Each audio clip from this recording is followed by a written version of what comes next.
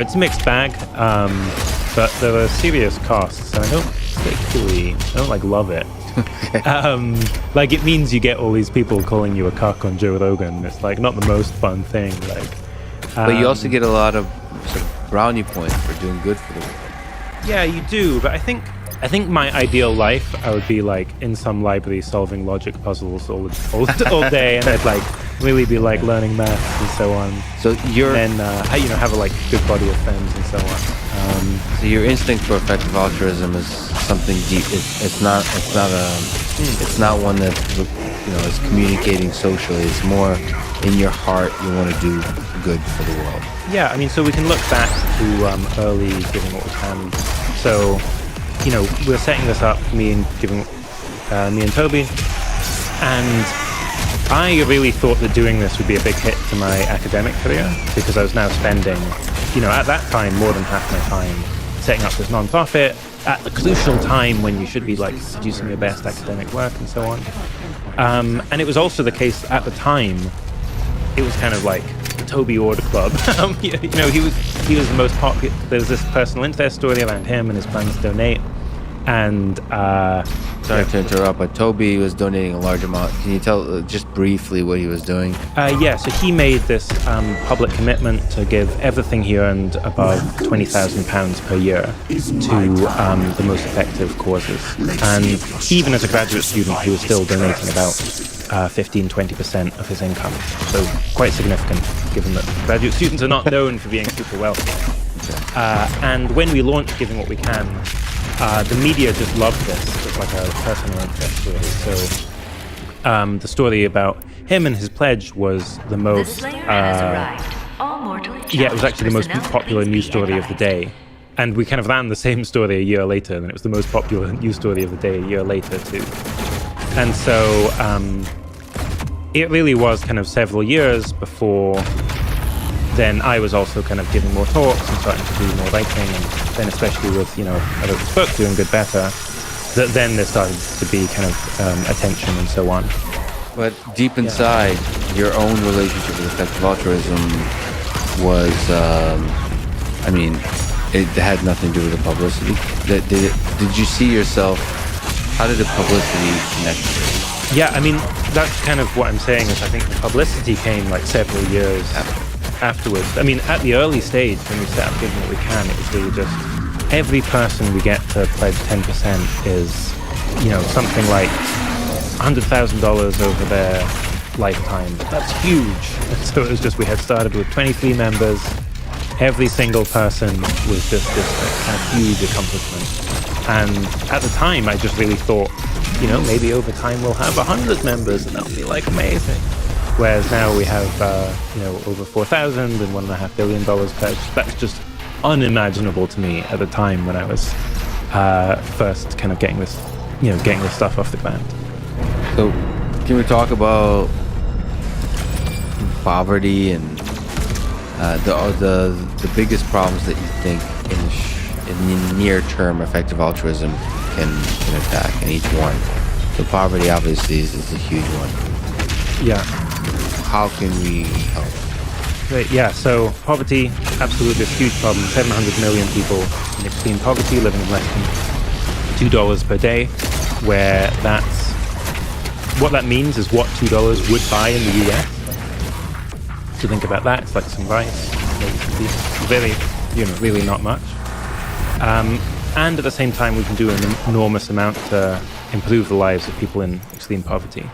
So the things that we tend to focus on are interventions in global health, and that's for a few reasons. One is like global health just has this amazing track record. Life expectancy globally is up 50% relative to 60 or 70 years ago. We've eradicated smallpox, which killed 2 million lives every year, almost eradicated polio. Second is that we just have great data on what works when it comes to global health. So we just know that bed nets protect children and prevent them from dying from malaria. And then the third is just that it's extremely cost effective. So it costs $5 to buy one bed net, protects 2 children for 2 years against malaria. If you spend about $3,000 on bed nets, then statistically speaking, you're going to save a child's life. And there are other interventions too. And so, given people in such suffering, and we have this opportunity to, do such huge good for such low cost, well, yeah, why not? So the individual. So for me today, if I wanted to fill the poverty, how would I help?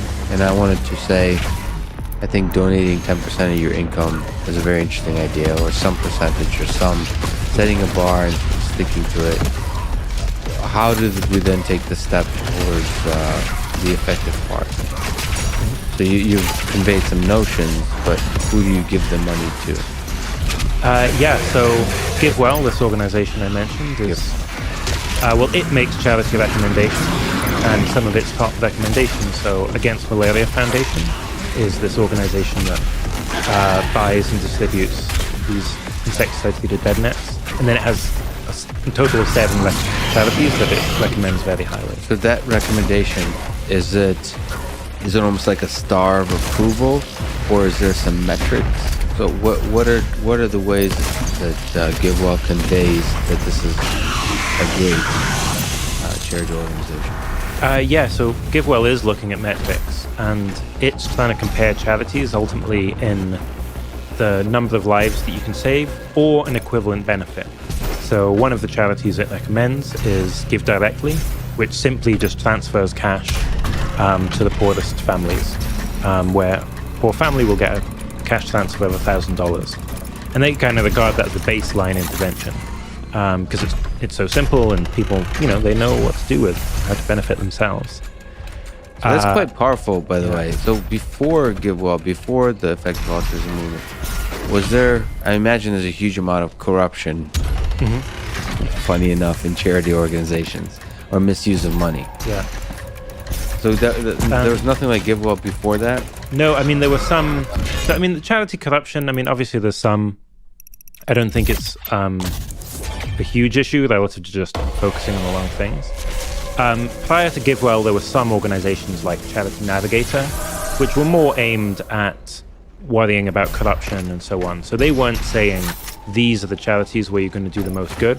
Instead, it was like, how good are the charities' financials? How good is it on health? Are they transparent? And so that would be more useful for weeding out some of those working areas. So GiveWell is just taking a step further, sort of in this 21st century of data, it's actually looking at the effective part. Yeah, so it's like, if you know the wire cutter, if you want to buy a pair of headphones, they will just look at all the headphones. These are the best headphones you can buy. That's the idea with GiveWell. Okay, so do you think there's a bar of what suffering is? And do you think one day we can eradicate suffering in our world? Amongst humans? Let's talk humans. For humans, but in general, actually. So there's a colleague of mine coined the term abolitionism for the idea that we should just be trying to abolish suffering. And in the long run, I don't expect it anytime soon, but I think we can. I think that would require, quite drastic changes to the way society is structured, and perhaps even in fact, even changes to human nature. But I do think that suffering, whenever it occurs, is bad, and we should want it to not occur. So there's a line, there's a gray area between suffering. Now I'm Russian, so I romanticize some aspects of suffering. There's a gray line between gray area between struggle and suffering. So, one, do we want to eradicate all struggle in the world? So there's an idea, that the human condition inherently has suffering in it, and it's a creative force. It's a struggle of our lives, and we somehow grow from that. How do you think about that? I agree that's true. So, often, great artists can be also suffering from, major health conditions or depression and so on. They come from abusive parents. Yeah. Most great artists, I think, come from abusive parents. Yeah, that seems to be at least commonly the case. But I want to distinguish between suffering as being instrumentally good, it causes people to produce good things, and whether it's intrinsically good. And I think intrinsically it's always bad. And so if we can produce these, great achievements via some other means, where, if we look at the scientific enterprise, we've produced incredible things, often from people who aren't suffering, have, pretty good lives. They're driven instead of, being pushed by a certain sort of anguish, they're being driven by intellectual curiosity. If we can instead produce a society where it's all carrot and no stick, that's better from my perspective. Yeah, but I'm going to disagree with the notion that that's possible. But I would say most of the suffering in the world is not productive. So I would dream of effective altruism curing that suffering. Yeah. But then I would say that there is some suffering that is productive that we want to keep. But that's not even the focus of, because most of the suffering is just absurd. It needs to be eliminated. So let's not even romanticize this usual notion I have, but nevertheless, struggle has some kind of inherent value that, to me at least, you're right. There's some elements of human nature that also have to be modified in order to feel awesome. Yeah, I mean, there's an interesting question of whether it's possible. So, at the moment, most of the time we're kind of neutral, and then we burn ourselves, and that's negative, and that's really good that we get that negative signal because it means we won't burn ourselves again. There's a question like, could you design agents, humans, such that you're not hovering around the zero level, you're hovering at like bliss, and then you touch the flame and you're like, oh no, you're just slightly worse bliss. Yeah. But that's really bad compared to the bliss you were normally in. So you could have like a gradient of bliss instead of like pain and pleasure. Well, on that point, I think it's a really important point on the experience of suffering, the relative nature of it. I mean, having grown up in the Soviet Union, we're quite poor by any measure. When I was in my childhood, but it didn't feel like you were poor because everybody around you were poor. And then in America, I for the first time begin to feel poor. Because of there's different. There's some cultural aspects to it that really emphasize that it's good to be rich. And then there's just the notion that there's a lot of income inequality, and therefore you experience that inequality. That's where suffering comes.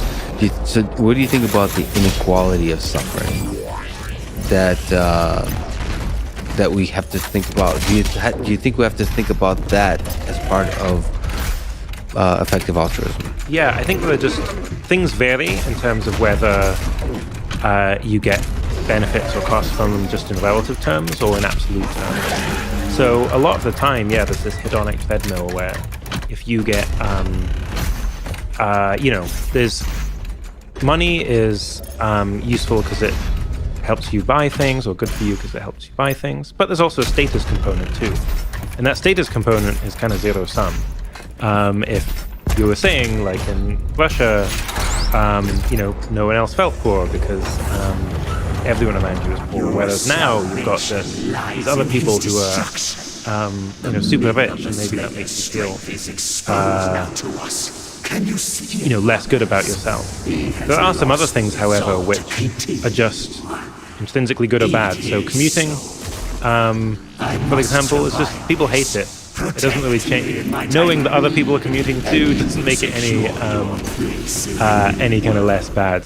But sort of to push back on that for a second, I mean, yes, but also if some people are, on horseback, your commute on the train might feel a lot better. Yeah. There is a relative. I mean, everybody's complaining about society today, forgetting how much better it is, the better angels of our nature, how the technology is fundamentally improving most of the world's lives. Yeah, and actually there's some psychological research on the well-being benefits of volunteering, where people who volunteer tend to just feel happier about their lives. And one of the suggested explanations is because it extends your reference class. So no longer are you comparing yourself to the Joneses who have their slightly better car, but you realize that people in much worse conditions than you, and so now, your life doesn't seem so bad. That's actually, on a psychological level, one of the fundamental benefits of effective altruism. Yeah. I guess the altruism part of effective altruism is exposing yourself to the suffering in the world allows you to be more, happier, and actually allows you in a sort of meditative, introspective way realize that you don't need most of the wealth that you have to be happy. Absolutely. I mean, I think effective altruism has been a huge benefit for me, and I really don't think that if I had more money that I was living on, that would change my level of well-being at all.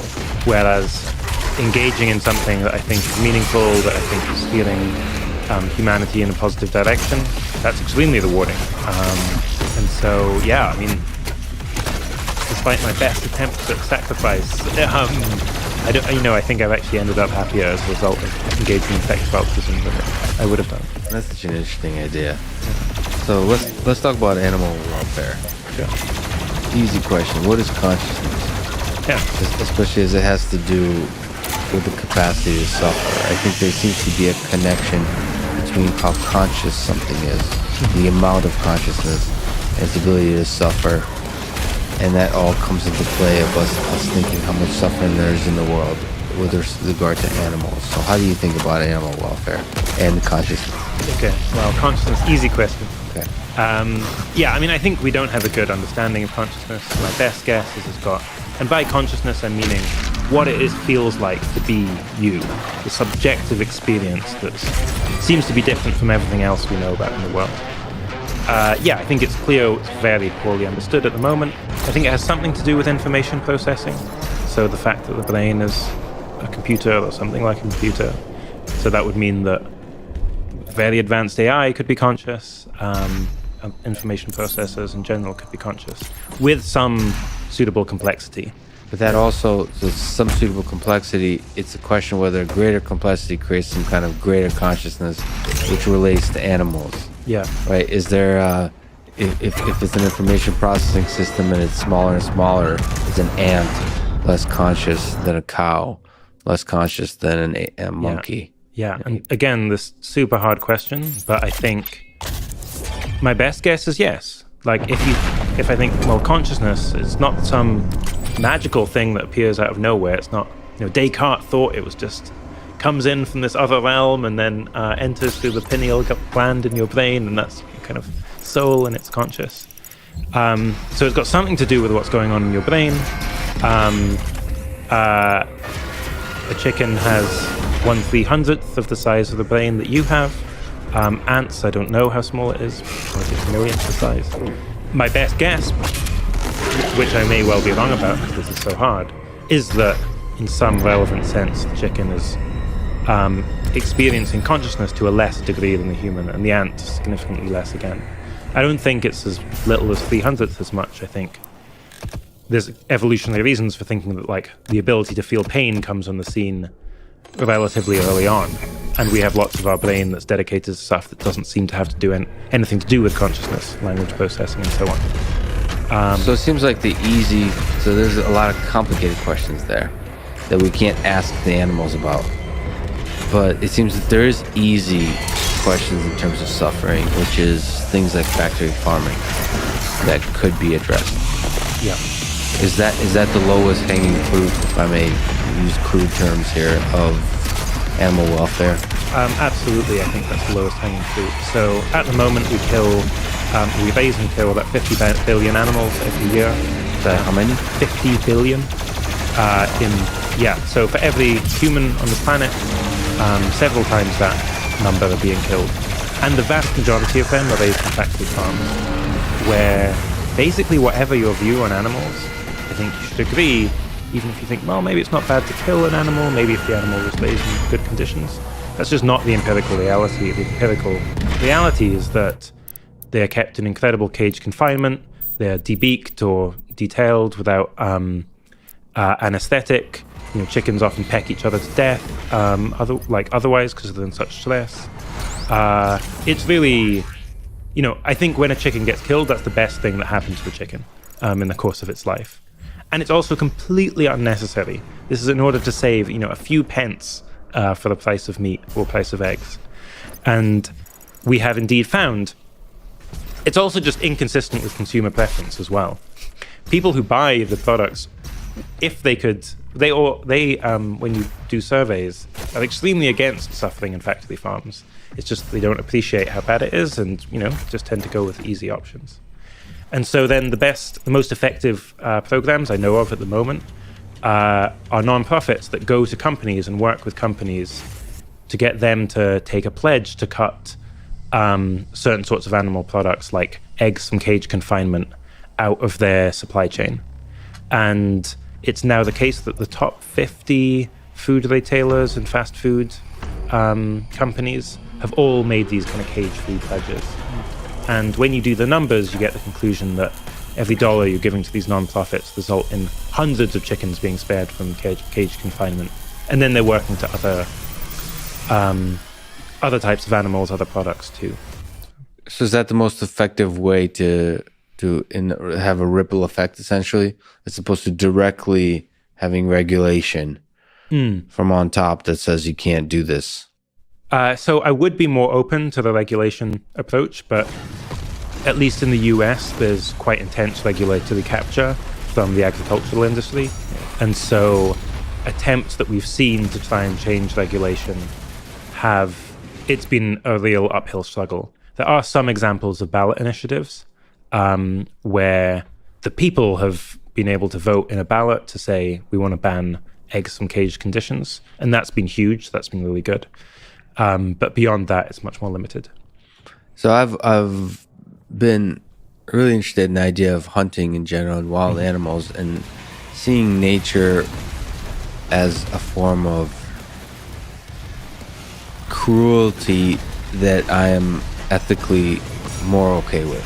Okay. Just from my perspective. And then I read about wild animal suffering. I'm just giving you the kind of notion of how I felt, because animal factory farming is so bad that living in the woods seemed good. Yeah. And yet, when you actually start to think about it, all of the animals in the animal world are living in like terrible poverty, right? Yeah.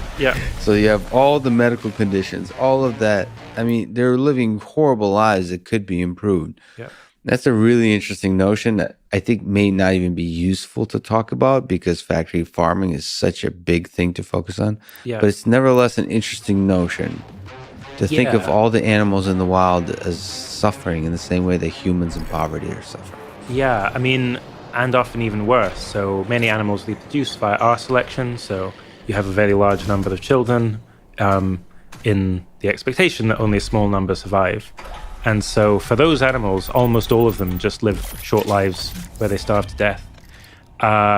So yeah, there's huge amounts of suffering in nature. I don't think we should, pretend that it's this kind of wonderful paradise for most animals. Their life is filled with hunger and fear and disease. I agree with you entirely that when it comes to focusing on animal welfare, we should focus on factory farming. But we also, should be aware to the reality of what life for most animals is like. So let's talk about a topic I've talked a lot about, and you've actually quite eloquently talked about, which is the third priority that effective altruism considers as really important is existential risks. Yeah. When you think about the existential risks that are facing our civilization, what's before us? What concerns you? What should we be thinking about especially from an effective altruism perspective? Right. So the reason I started getting concerned about this was thinking about future generations, where the key idea is just, future people matter morally. There are vast numbers of future people. If we don't cause our own extinction, there's no reason why civilization might not last 1 million years. I mean, we last as long as a typical mammalian species. Or 1 billion years is when the Earth is no longer habitable. Or if we can take to the stars, then perhaps it's trillions of years beyond that. So the future could be very big indeed, and it seems like we're potentially very early on in civilization. Then the second idea is just, maybe there are things that are going to really derail that. things that actually could prevent us from having this long, wonderful civilization, and instead could cause our own extinction, or otherwise perhaps like lock ourselves into a very bad state. And what ways could that happen? Well, causing our own extinction, development of nuclear weapons in the 20th century, at least put on the table that we now had weapons that were powerful enough that you could very significantly destroy society. Perhaps an all-out nuclear war would cause a nuclear winter. Perhaps that would be enough for the human race to go extinct. Why do you think we haven't done it? Sorry to interrupt. Why do you think we haven't done it yet? Is it surprising to you that having always for the past few decades, several thousand of active, ready to launch nuclear weapons, warheads, and yet we have not launched them ever since the initial launch on Hiroshima and Nagasaki? I think it's a mix of luck. So I think it's definitely not inevitable that we haven't used them. So John F. Kennedy during the Cuban Missile Crisis put the estimate of nuclear exchange between the US and USSR that's somewhere between 1 and 3 and even. So, we really did come close. At the same time, I do think mutually assured destruction is a reason why people don't go to war. It would be, why nuclear powers don't go to war. Do you think that holds, if you can linger on that for a second, like my dad is a physicist, amongst other things, and he believes that nuclear weapons are actually just really hard to build, which is one of the really big benefits of them currently. So that you don't have, it's very hard if you're crazy to build, to acquire a nuclear weapon. So the mutually assured destruction really works when you talk, seems to work better when it's nation states, when it's serious people, even if they're a little bit, dictatorial and so on. Do you think this mutually assured destruction idea will carry, how far will it carry us in terms of different kinds of weapons? Oh yeah, I think it's your point that nuclear weapons are very hard to build and relatively easy to control because you can control fissile material, is a really important one. And future technology that's equally destructive might not have those properties. So for example, if in the future people are able to design viruses, perhaps using a DNA printing kit that's one can just buy. In fact, there are companies in the process of creating home DNA printing kits. Well, then perhaps that's just totally democratized. Perhaps the power to reap huge destructive potential is in the hands of most people in the world, or certainly most people with effort. And then, I no longer trust mutually assured destruction because for some people, the idea that they would die is just not a disincentive. There was a Japanese cult, for example, Om Shinrikyo, in the 90s that had what they believed was that Armageddon was coming. If you died before Armageddon, you would get good karma. You wouldn't go to hell. If you died during Armageddon, maybe you would go to hell. And they had a biological weapons program, a chemical weapons program. When they were finally apprehended, they had stocks of sarin gas that were sufficient to kill 4 million people engaged in multiple terrorist acts. If they had had the ability to print a virus at home, that would have been very scary. So it's not impossible to imagine groups of people that hold that kind of belief of death as and suicide as a good thing for passage into the next world and so on, and then connect them with some weapons. Then ideology and weaponry create serious problems for us. Let me ask you a quick question on what do you think is the line between killing most humans and killing all humans? How hard is it to kill everybody? Have you thought about this? I've thought about it a bit. I think it is very hard to kill everybody. So in the case of, let's say, an all-out nuclear exchange, and let's say that leads to nuclear winter, we don't really know, but might well happen. That would, I think, result in billions of deaths. Would it kill everybody? It's quite hard to see how it would kill everybody. For a few reasons. One is just there's just so many people. Yes. 7.5 billion people. So this bad event has to kill all, all or almost all of them. Second, they live in such a diversity of locations.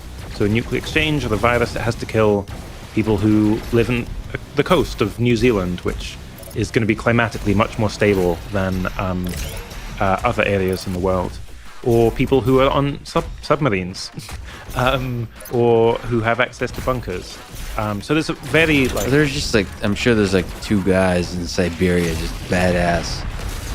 There's just human nature somehow just perseveres. Yeah, and then the second thing is just if there's some catastrophic event, people really don't want to die. So there's going to be huge amounts of effort to ensure that it doesn't affect everyone. Have you thought about what it takes to rebuild a society with smaller and smaller numbers? Like how big of a setback these kinds of things are? Yeah, so then that's something where there's real uncertainty, I think, where at some point you just lose sufficient genetic diversity such that you can't come back. It's unclear how small that population is, but if you've only got, say, 1,000 people or fewer than 1,000, then maybe that's small enough. What about human knowledge? And then there's human knowledge. It's striking how short on geological timescales or evolutionary timescales the progress or how quickly the progress in human knowledge has been. Like agriculture, we only invented in 10,000 BC. Cities were only 3,000 BC, whereas typical mammal species is 500,000 years to 1 million years. Do you think it's inevitable in some sense? Like agriculture, everything that came, the Industrial Revolution, cars, planes, the internet, that level of innovation you think is inevitable? I think given how quickly it arose, so in the case of agriculture, I think that was dependent on climate. So it was the kind of glacial period was over, the Earth warmed up a bit. That made it much more likely that humans would develop agriculture. When it comes to the Industrial Revolution, it's just, again, it only took a few thousand years from cities to Industrial Revolution. If we think, okay, we've gone back to this, even let's say agricultural era, but there's no reason why we wouldn't go extinct in the coming tens of thousands of years or hundreds of thousands of years. It seems it would be very surprising if we didn't rebound, unless there's some special reason that makes things different. So perhaps we just have a much greater disease burden now. So HIV exists; it didn't exist before, and perhaps that's kind of latent and being suppressed by modern medicine and sanitation and so on. But would be a much bigger problem for some, utterly destroyed society that was trying to rebound. Or there's something we don't know about. So another existential risk comes from the mysterious, the beautiful artificial intelligence. Yeah. So what's the shape of your concerns about AI? I think there are quite a lot of concerns about AI, and sometimes the different risks don't get distinguished enough. So the kind of classic worry, most closely associated with Nick Bostrom and Eliezer Yudkowsky, is that we at some point move from having narrow AI systems to artificial general intelligence. You get this very fast feedback effect where AGI is able to artificial intelligence helps you to build greater artificial intelligence. We have this one system that's suddenly very powerful, far more powerful than others, perhaps far more powerful than the rest of the world combined. And then secondly, it has goals that are misaligned with human goals. And so it pursues its own goals. It realizes, hey, there's this competition, namely from humans. It would be better if we eliminated them. In just the same way as Homo sapiens eradicated the Neanderthals. In fact, killed off most large animals on the planet that walk the planet. So that's kind of one set of worries. I think that's not my. I think these shouldn't be dismissed as science fiction. I think it's something we should be taking very seriously. But it's But not I the think thing you it's- visualize when you're concerned about the biggest near term. Yeah, sort I of think AI. it's. I think it's like one possible scenario that would be astronomically bad. I think there are other scenarios that would also be extremely bad, comparably bad, that are more likely to occur. So one is just we are able to control AI, so we're able to get it to do what we want it to do. And perhaps there's not like this fast takeoff of AI capabilities within a single system. It's distributed across many systems.